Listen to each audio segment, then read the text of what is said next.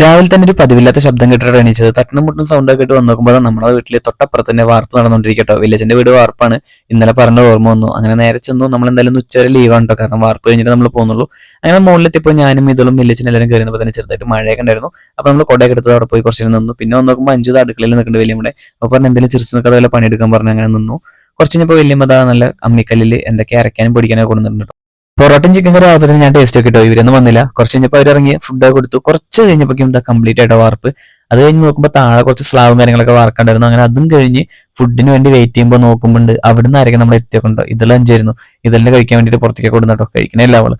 പിന്നെ നോക്കുമ്പോൾ വലിയ മരത്തിന്റെ മുകളിൽ സംഭവം മാങ്ങ വറക്കാൻ വേണ്ടി കയറിയതാണ്. അങ്ങനെ നിൽക്കുമ്പോൾ നമ്മുടെ ഫുഡ് വന്നിട്ടോ. ഫുഡ് വന്നിട്ട് ഇതാ നമ്മൾ നേരെ പിന്നെ വേറെ ഒന്നും പറയണ്ടല്ലോ, നമ്മുടെ സക്കീർഖാന്റെ ബിരിയാണി ആയിരുന്നു. കറക്റ്റ് സമയത്ത് എത്തിട്ടോ. അപ്പൊ നമ്മൾ എന്തായാലും ഫുഡ് ദമ്മൊക്കെ പൊട്ടിച്ച് മിക്സ് ചെയ്തോണ്ടിരിക്കുന്നു. കുറച്ച് കഴിഞ്ഞപ്പോൾ തന്നെ ആൾക്കാർ വന്നു തുടങ്ങി. പണിക്കാർ വരുന്നതിന് മുമ്പ് തന്നെ ഉള്ള കുറച്ച് ആൾക്കാർക്കൊക്കെ കൊടുത്തു തുടങ്ങിട്ടോ.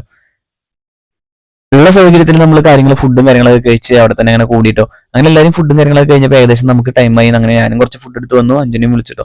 അങ്ങനെ അഞ്ജും ഞാനും ഫുഡ് കഴിച്ചോണ്ടിരിക്കുന്നതിന്റെ ഇടയ്ക്ക് തന്നെ അമ്മയും വന്നതാ. ഞങ്ങളെല്ലാവരും കഴിച്ചോണ്ടിരിക്കുകയാണ്. അഞ്ജുന്റെ പാത്രത്തിലേക്ക് നോക്കിയാൽ തന്നെ അഞ്ജുന്റെ പോളിംഗ് അറിയാലോ.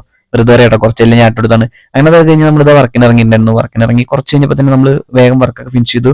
തിരിച്ചു വരുന്നവർക്ക് പ്രസാദത്തിന്റെ പോലെ വീട്ടിലേക്ക് മീൻ വാങ്ങിക്കാൻ വേണ്ടി നമ്മൾ അക്കുറി കടയിൽ കയറിയിട്ടുണ്ടായിരുന്നു കേട്ടോ. അങ്ങനെ കുട്ടികൾക്ക് വേണ്ടിയിട്ട് മീനും കാര്യങ്ങളൊക്കെ വാങ്ങിച്ച് നമ്മൾ തിരിച്ച് പോന്നു. ഇന്നത്തെ വീഡിയോ എത്രയുള്ളൂ. അടുത്ത വീട്ടിൽ കാണാം.